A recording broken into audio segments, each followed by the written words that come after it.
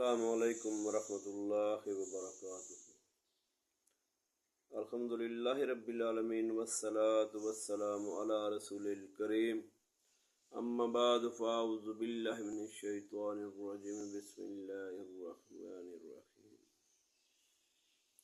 دوستو، نبی علیہ الصلوۃ والسلام کا فرمان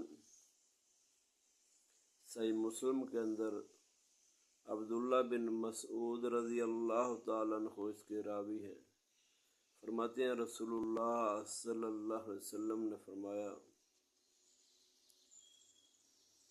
جس شخص نے اپنی طرف سے دین میں سختی کی وہ ہلاک ہو گیا۔ اور یہ 3 مرتبہ فرمایا نبی علیہ الصلوۃ والسلام۔ دین میں اپنی طرف سے سختی کرنے سے مراد کیا ہے کہ کوئی شخص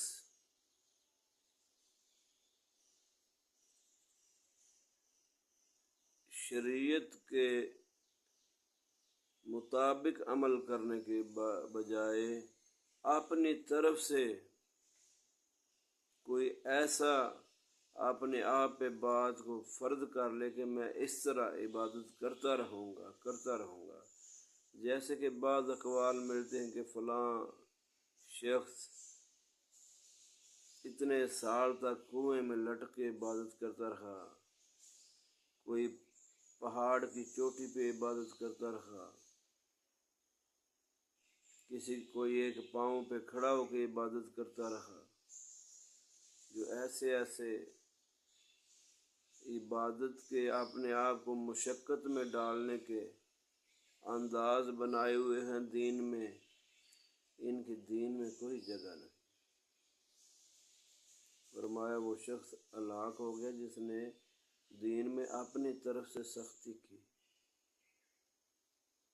کیونکہ پھر وہ عمل نہیں کر سکے گا۔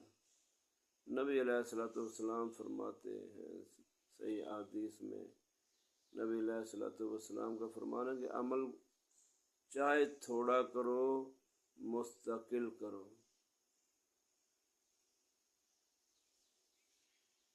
اللہ تعالیٰ دین کو سمجھنے کی اور صحیح معنوں پہ اس پہ عمل کرنے کی توفیق عطا فرمائے، اور اپنی طرف سے دین میں سختیاں رائج کرنے سے محفوظ فرمائے اور بچائے۔